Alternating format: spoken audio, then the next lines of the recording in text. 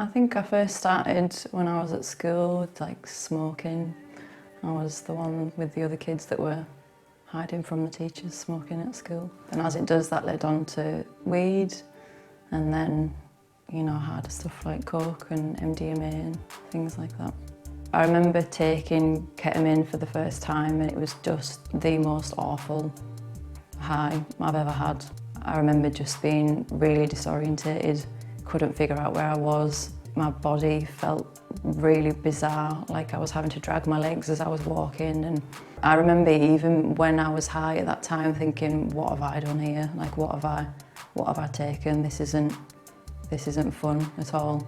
For me, MDMA was my big drug of choice, and that went hand in hand with house music for me. I absolutely loved house music, and to be at a house event and take MDMA was like a good combination.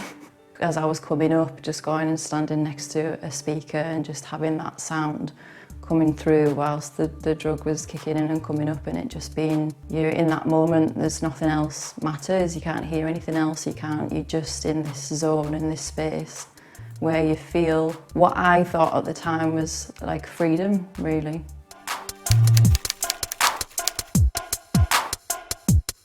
I think I can remember being at a festival and there was a lad that came along as part of our group that wouldn't usually. I kind of knew was a bit more new to it, and I think he took more than he should have without realising. And I remember being in like a dance tent and watching him start walking around in circles, and then he just collapsed. And I remember him being taken away on a stretcher. But I remember that being really scary and thinking, like, oh, you can obviously take too much and your body can just not cope with it and shut down to the point where you collapse. And I remember it shaking me up, but stupidly, it didn't stop me either. Yeah, you hear about, you know, someone getting a bad batch or something that's dodgy was mixed into that, but you just don't think it'll happen to you. Or maybe you've had the same dealer for a while and you've had good stuff from him before and you think, well, you know, my dealer's all right. I don't know, like, yeah, it never really crossed my mind. Oh, I put myself in some ridiculous situations. I look back now and I just think that is so dangerous, like really unsafe people. I've experienced quite a lot of traumatic things because of, you know, putting myself in such ridiculous situations. The come down is hard, the negative thought process, the dark space that you go into, fatigue, like you don't eat when you're high, so I would have had no food and not going into work. Like I remember having to call into work sometimes as well because I'd been up till 5 o'clock in the morning. You've put your body through so much for that short time of fun that you've got to really kind of build up your health and sleep. And I think it gives you social anxiety because you're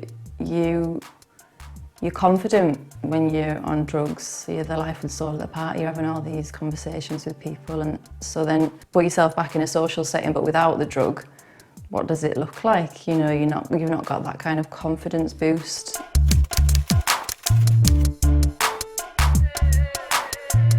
Not really knowing who your real friends are, I think it's massive because I don't know, in reality, those people that I was with taking drugs, do I talk to them the day after when the fun's over and you're back to reality and normal life? Like, I don't remember those people still staying my friends or walking through some of the harder stuff in life. It was all about that moment and that night that we went to, or were those people even my friends? Probably not. Those people didn't know me, they didn't understand me, they didn't want the best for me. But I think that roots back to the relationships that you've been surrounded by when you're growing up, and I don't think my understanding of what, not perfect because that doesn't exist, but what a healthy relationship looked like.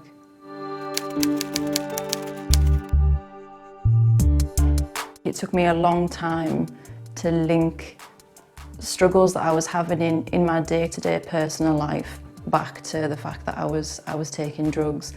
So I suppose my quality of social life was being affected, my mental health was being affected, but I didn't make that connection, maybe because I didn't want to. But when you are looking for belonging, purpose, identity, all those really human things, you will look for it in any way that you can. Coming out of that life meant leaving those friends and the fun and all that kind of stuff. So yeah, I was kind of a blank canvas for anyone to come and put their stamp on who I was, that I wasn't rooted in what my identity was. So in a sense, I was an open door to explore.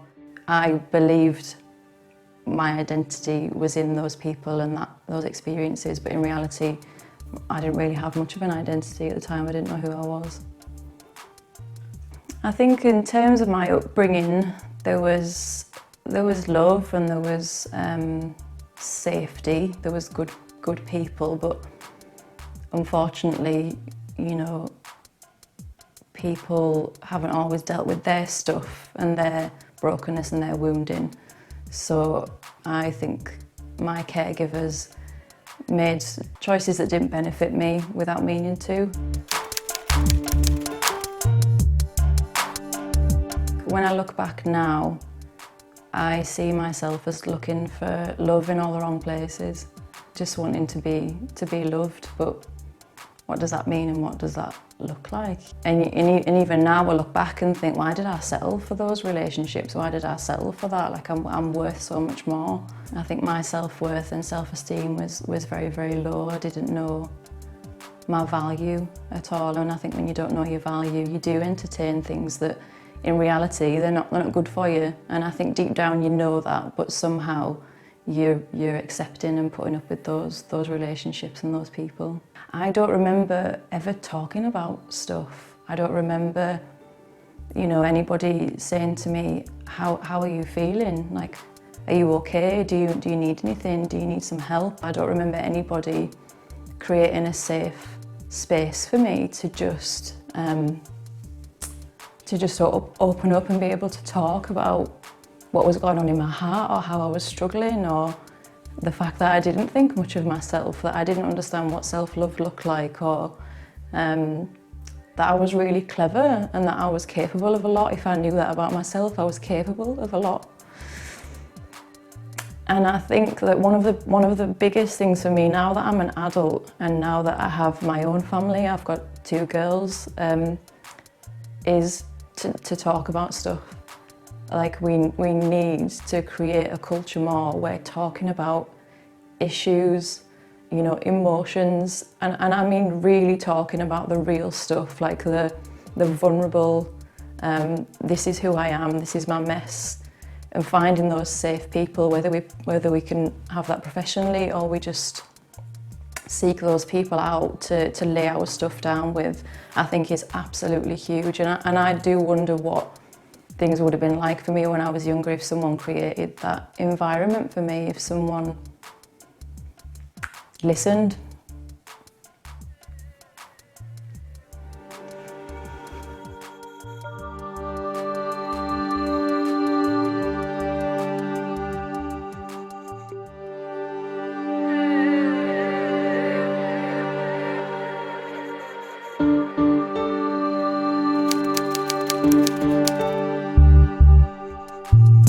So I think at my height, I was probably doing it most weekends, all weekend. So I remember losing a lot of weight physically. And then yeah, just all the aftermath of feeling down, feeling hopeless, suicidal thoughts of not wanting to be here, and how much easier it was if I just wasn't here. It wasn't that I was planning anything. It was more, when I say suicidal thoughts, because things felt so hard and so hopeless, it was more, it would be easier if I wasn't here. To me, that is a suicidal thought. That's like a gamble on your life. Just because I'm not finding what means I'm going to do to take my own life, I am still considering the value of my own life in my mind. I realised things in my life needed to change when I think my mental health had just declined. I was not in a good place I was struggling socially, I had a relationship breakdown. So I think I realised that something needed to give, something needed to change, and drastically as well, before I really did do some damage. So I can remember changing my phone number, like I got rid of my SIM card and snapped that up, and I changed my phone number. I came off any form of social media. I imagine everyone wondered where I just disappeared to, because I did exactly that, I just disappeared.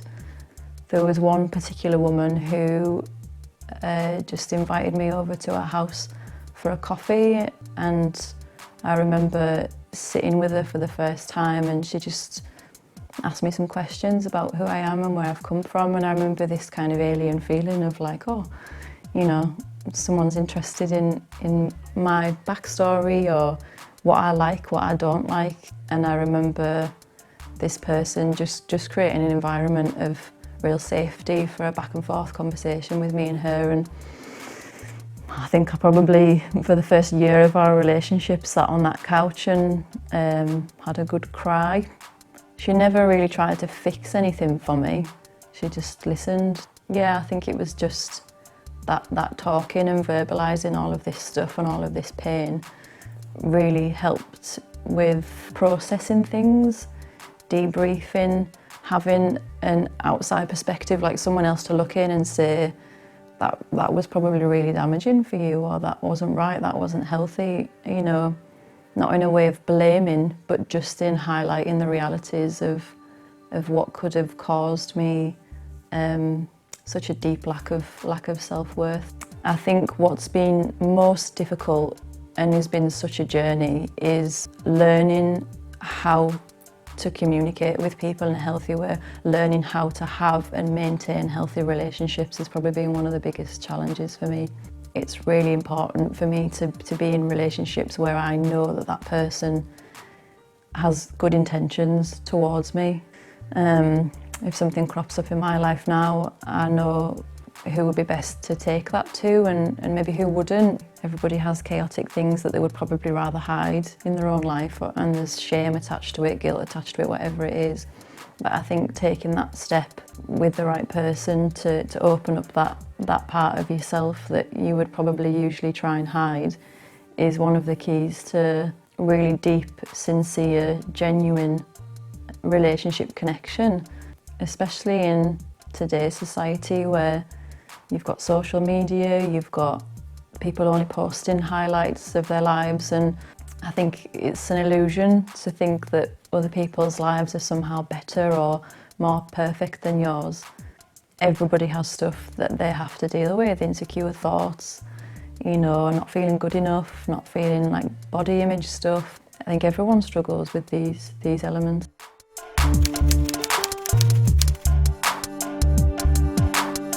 You will be amazing and talented and skilled at something.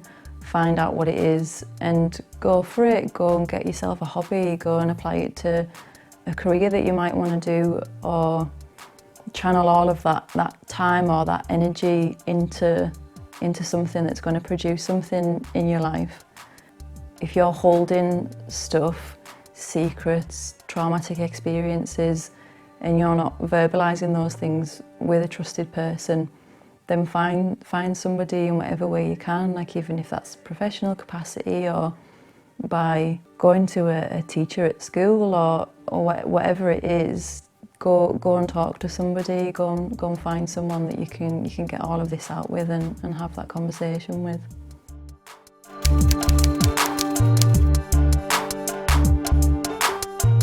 I think the main thing for my personal journey would be recognising my worth and my value was one of the biggest things for me. I think that tied into everything, why I settled for less relationally, why I viewed myself in such a distorted way, why I was okay putting things into my body that were potentially really unsafe. I think it all really connects into self-worth for me, so I think it would be a journey of recognising my self-worth and speaking good things over myself, like I'm clever, I'm valued, I'm talented, I've got a voice. Instead of trying to hide from myself or distancing myself from my brokenness, I've embraced it. I think I was constantly trying to run away from it, where actually turning around and taking a good look at it was my journey, and still is my journey, to recovering and healing and growing and maturing and getting rid of the pretense that I'm all right, because I wasn't all right. And I think if I'd have been more open and real about that, it probably would have been different for me. The openness to the journey, I think, is the most important thing.